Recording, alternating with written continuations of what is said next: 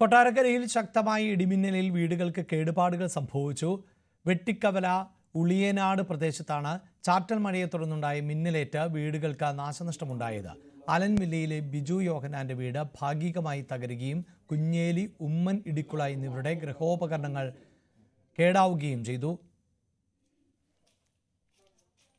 ഇന്ന് ഉച്ചയ്ക്ക് 1 മണിയോടുകൂടിയായിരുന്നു സംഭവം. ചെറിയൊരു ചാറ്റൽ മഴയോടുകൂടി ഉണ്ടായ ഇടി വലിയ രീതിയിലുള്ള ഒരു നാശനഷ്ടമാണ് പ്രദേശത്ത് വരുത്തിയിരിക്കുന്നത്. നമ്മളുള്ളത് വെട്ടിക്കവല പഞ്ചായത്ത് ഉൾപ്പെട്ട ഉളിയനാട് ഈസ്റ്റ് വാർഡിലാണ്.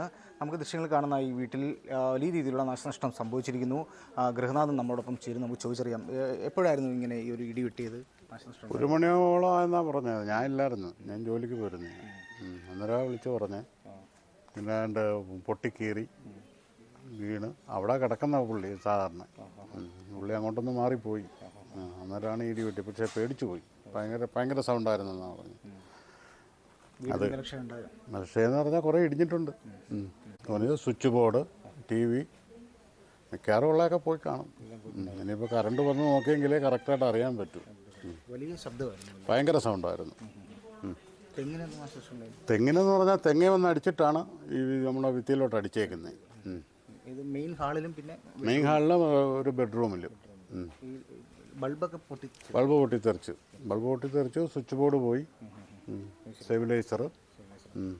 തൊട്ടടുത്ത ബെഡ്റൂമിലേക്ക് പോയ സമയത്താണ് ഇവിടെ ഇടിച്ച് ആ ഒരു ഭാഗം പൊട്ടിത്തെറിച്ച് ബൾബ്, സ്റ്റെബിലൈസർ, പിന്നെ തൊട്ടപ്പുറത്തെ ബെഡ്റൂമിൽ ഇദ്ദേഹം കിടന്നതായ ആ ബെഡ്റൂമിലെ സ്വിച്ച് സംവിധാനങ്ങൾ, ലൈറ്റുകളെല്ലാം പൊട്ടിത്തെറിച്ചതായി അറിയാൻ കഴിഞ്ഞു. പിന്നെ വീടിന് പുറത്തു വന്നപ്പോൾ വീടിൻ്റെ ഷെയ്ഡും ഭാഗികമായി തകർന്നിട്ടുണ്ട്.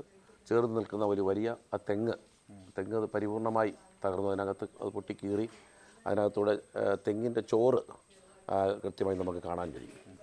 ശേഷമാണ് ഇവിടെ വന്നതിന് ശേഷം പിന്നെ ഇപ്പോൾ അന്വേഷിച്ചപ്പോൾ തൊട്ടടുത്ത 2 വീടുകളിലെയും ഗൃഹോപകരണങ്ങൾ ഭാഗികമായി തകർന്നതായിട്ടാണ് അറിയാൻ കഴിഞ്ഞത്. എന്തായാലും ജീവന് ഭീഷണിയില്ലാത്തൊരു സാഹചര്യം നമുക്കുണ്ടായതിലാണ് നമുക്ക് ഏറ്റവും വലിയ സന്തോഷം. ബന്ധപ്പെട്ട റവന്യൂ ഡിപ്പാർട്ട്മെൻറ്റ് വില്ലേജ് ഓഫീസറെ അറിയിച്ചിരുന്നു. പോലീസ് ഡിപ്പാർട്ട്മെൻറ്റ് DYSP അറിയിച്ച് അങ്ങനെ പോലീസ് ഡിപ്പാർട്ട്മെൻറ്റ് വന്നിരുന്നു. പഞ്ചായത്തുമായി ബന്ധപ്പെട്ട് LSTD AE വന്ന് കൃത്യമായി റിപ്പോർട്ട് എടുത്ത് പോയിട്ടുണ്ട്. എല്ലാം വളരെ ഇമ്മീഡിയറ്റായി തന്നെ ഡിപ്പാർട്ട്മെൻറ്റ് ഉദ്യോഗസ്ഥരെല്ലാം തന്നെ എത്തിച്ചേർന്നിട്ടുണ്ട്. ശരിക്കും അപ്രതീക്ഷിതമായുണ്ടായ വലിയൊരു ഇടിയാണ് ഇത്തരത്തിലുള്ള നാശനഷ്ടം വരുത്തിയിരിക്കുന്നത്. വിനീഷ്, ന്യൂസ് 18 കൊട്ടാരക്കര.